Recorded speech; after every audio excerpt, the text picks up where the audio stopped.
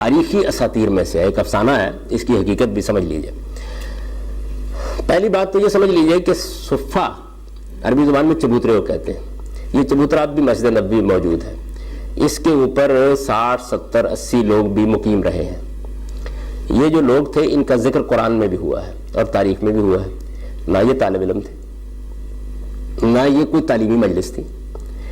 نبی صلی اللہ علیہ وسلم نے جب مکے سے مدینہ ہجرت کی تو ہجرت کے بعد یثرب آپ کا مرکز بن گیا۔ 235-36 کے قریب خاندان آپ کے ساتھ ایک چھوٹے سے گاؤں میں منتقل ہوئے۔ حضور نے ان کی معاشی ضرورتوں کے لیے مواخات کا طریقہ اختیار کیا، مشہور سنا ہوگا، یعنی ایک آدمی کے ساتھ گویا دوسرے آدمی کو وابستہ کر دے، اس کا بھائی بنا دیا۔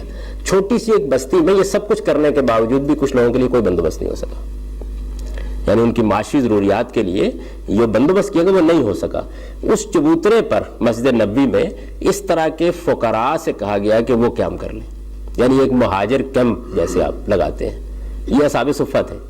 قرآن میں ان کا ذکر ہے سورہ بقرہ میں، للفقراء الذین احصروا فی سبیل اللہ، وہ محتاج لوگ کہ جو اللہ کی راہ میں نکلے تھے اور گر گئے ہیں، ان کے لیے کوئی راستہ نہیں ہے اپنی معاش کمانے کا۔ وہ لا یسألون الناس الحافا، وہ اپنی ضروریات لوگوں سے لپٹ لپٹ کے جیسے گدا مانگتے ہیں، نہیں مانگ سکتے۔ ان کی مدد کے لیے تم لوگوں کو خود آگے بڑھنا چاہیے، یہ نوعیت تھی۔ اب ظاہر ہے کہ وہ وہاں شب و روز مقیم ہوتے تھے۔ جب شب و روز مقیم ہوتے تھے تو حضور سے دین سیکھتے تھے۔ دین سیکھنے کا مراد کیا ہے؟ یعنی حضور ان کو نماز سکھاتے تھے، روزے کے آداب سکھاتے تھے، دین کی موٹی موٹی تعلیمات بیان کرتے تھے اور وہ سکھاتے تھے۔ یہ سارا کام جو تھا جیسے دین سکھانے کا کام کیا جاتا ہوتا تھا۔ قرآن مجید کی تعلیم کی کوئی یہ مجلس تھی؟ ایسا نہیں۔ یعنی وہ تو حضور جو مسجد نبوی میں جو کچھ کر رہے ہوتے تھے، لوگوں کو سوالوں کے جواب بھی دے رہے ہوتے تھے، سب کر رہے ہوتے تھے۔ رسالت مآب صلی اللہ علیہ وسلم قرآن مجید کی مشکلات حل فرما رہے ہیں، یا اس کی تعلیم دے رہے ہیں، یا اس کے بارے میں کوئی وضاحت فرما رہے ہیں، اس طرح کا کوئی واقعہ، یعنی کوئی واقعہ میں عرض کر رہا ہوں سوائے ان چیزوں کے جو میں نے ذکر کر دیا کہ بھائی کسی نے سوال پوچھا کسی آیت کے بارے میں۔